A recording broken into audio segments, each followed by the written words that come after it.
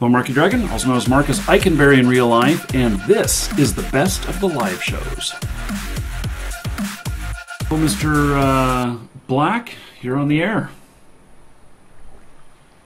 Hey Marky, how you doing? I'm doing well. How about yourself?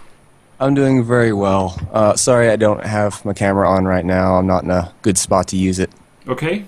Well, you know, sitting in front of your camera naked, you know, we wouldn't want to see that either. So, Okay. where are you calling from? Ohio. Ohio. Okay. And what's on your mind? I just wanted to throw out some facts. I was listening to some of the questions that you guys were getting, and you, not necessarily you guys, but I just want to throw out some stuff that I just thought was interesting. A lot of people are complaining about, for instance, the botters in like World of Warcraft, Diablo, and whatnot. I was like, the reason I'm a big Eve fanboy, major Eve fanboy. Right. And it's a big thing for me that I always, you know, what's the word? Promote the game. I like the part about Eve, and I think a lot of do this where you are, like in Eve, you're allowed to kill anyone, even in high security space, provided you have enough firepower. Right. And I actually was in an alliance. I was in Gentleman's Agreement. Oh, hang on. It's doing something weird. Yeah. Okay, there we go. And I was in Gentleman's Agreement license, and we always got botters in our space. So what we did was we just kind of formed up little fleets, and we you know, just went after these bots. We actually were able to kill them, grab whatever loot they had, and, you know, bolt. And it was, you know, really, actually it was beneficial to us. Not only just to stop the out-of-game trading. And I think more and more MMOs should do this because, one, it helps save time for the developers because of this. They don't have to spend so much time working on, you know, like, okay, there are a bunch of RMT reports, so we need to, you know, sort through this, get to work, guys. It actually helps them. So is your argument that maybe the game developers, instead of banning bots, they should give the player base more tools so that the player base can take care of the problem themselves? Yes and no. I don't believe they should stop banning RMT traders. It's important that they go away because, for instance, I had a friend named Sanji, and he kept buying stuff in EVE Online, and we kept on like, why are you wasting all these high-tech equipment on ganks? Like, he was using Tech 2 equipment to gank Freighters and Jita for like no payout at all. And he's like, oh, don't worry about it. Turns out he was real money trading. And CCP, in their infinite mercy, did not ban his account. They simply set him negative 20 billion. Right. And which I think is a fantastic way of dealing with it, to penalize the buyers, but not by banning their account, but by making them work their way out of it.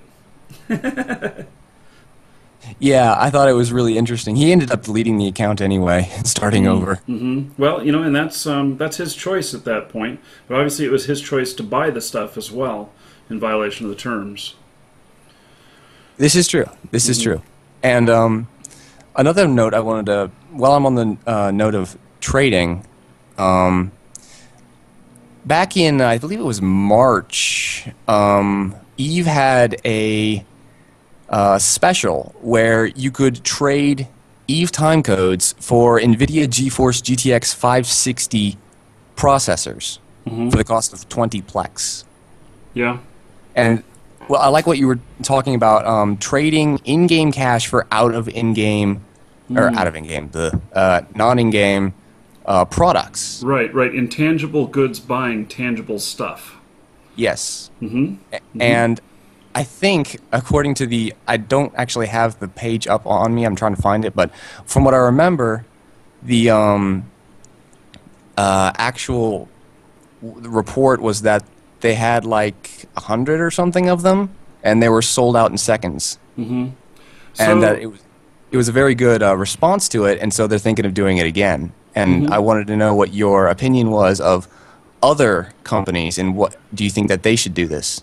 Well, I think the economics of that really work out. There is some other examples of that in the industry, and so it works out really well if you have a way to monetize what's coming in. And so CCP says, okay, we're going to take the Plex, and the Plex has a value. It has a value of about $35 for 2 Plex, and so if you give us 20 of them, is that what it was? It was 20 of them? Yes, 20 plex for one. Wow.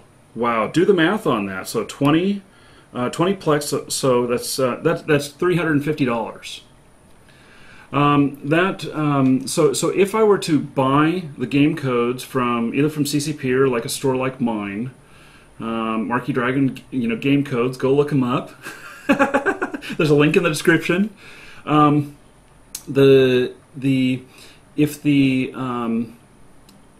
If I were to take those game codes and let's just say I went and bought them for the $350, and then I go and take them in game and I turn them in for one of these video cards. Effectively, what I've done is I've paid $350. I happen to know that that video card did not cost $350. I just bought a GTX 570, and I paid under $300,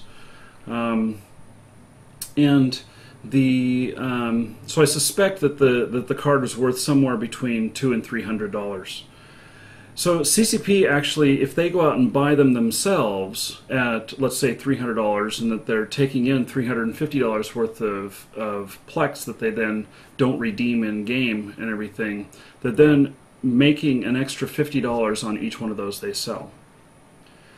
And so it's a very creative way of allowing players to get something in a different way.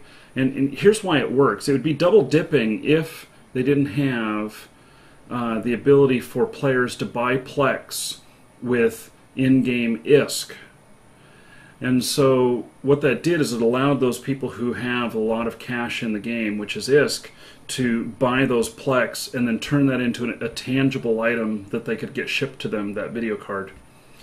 And but if they didn't have that method in there, then it would be a bad deal. And I would expect that most everybody that took advantage of that deal were people who did not pay the cash price for the actual Plex. So, I would assume that's true, yes. I would be surprised if they did. I do know statistics on stuff like that is that there is 10% of the people that just don't care. They just see something and they buy something on impulse regardless of the value. And so there will be people who paid $350 for one of those cards cash out of their pocket. I have a friend who's experienced with that.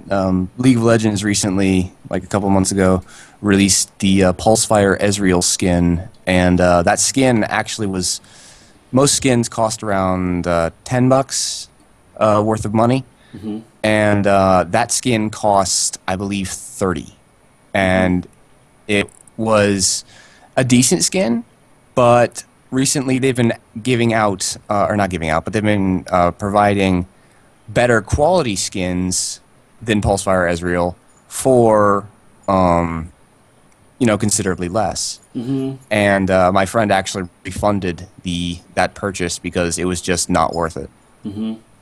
Well, that is something too. Is that whatever you're selling has to match the perceived value.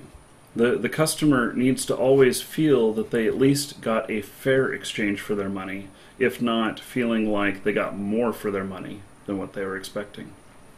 So that is a requirement. Otherwise, you have people asking for refunds, and that's true with anything. Even if you go buy a loaf of bread, half the loaf is bad. You take it back to the store and you say, "Hey, I want a full loaf," So yeah. All right. Okay. That was pretty much everything I had to ask. So thanks. Okay. Well, thank you very much. Thank you for your call. Thank Take you. care. Well, now that you've made it this far, can I interest you in another video? You know, in the upper left is a video where I talk about being yourself and why it's so important to stay true to yourself and don't worry so much about what other people are saying. Click on that if you want to go see that, and it has awesome music, and as you can see there, it's got the clouds rolling over. I did this time-lapse thing. Pretty cool.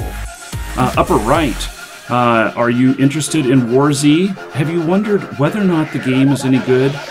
In that video, I give you a review of what I think about War Z, whether or not I think that you should even, play it at all or whatnot. And speaking of playing new games, lower right, Greedmonger. Greedmonger is a Kickstarter campaign. It's a game that is coming out. It looks to be due out in April. And that is an interview with Jason Appleton. If you loved Ultima Online, you may very well like Greedmonger. I know that I have purchased land in it, and I hope you will too. Check it out. That's part of a 3-set of interviews, and you can learn a lot about the game and what's going on, and maybe you can get into it. So, lower left, that is about What the Fast. And, that video is quite old. Look at that, I had hair. Oh, look at that. I have an exit playing in one of the other videos. How about that? The one with me at the hat, that's about What the Fast. And What the Fast is actually a great application if you're having any lag problems. And it's especially great if you're playing from overseas. If the servers that you're playing with are of great distance, then you'll want to check out What the Fast, because it will it doesn't do anything funky that is against the terms of service. What it does is it shapes the route that your internet takes, your connection to the server takes, to make it the most efficient as possible. And people who are at great distances say that they get great results. And so I explain it all there, and so check it out. And What the Fast might be something that would help you out if you have issues with lag. So thank you very much for watching, and we'll let the music play out here just a little bit. And while you enjoy the music, make your selection. Take care, everybody.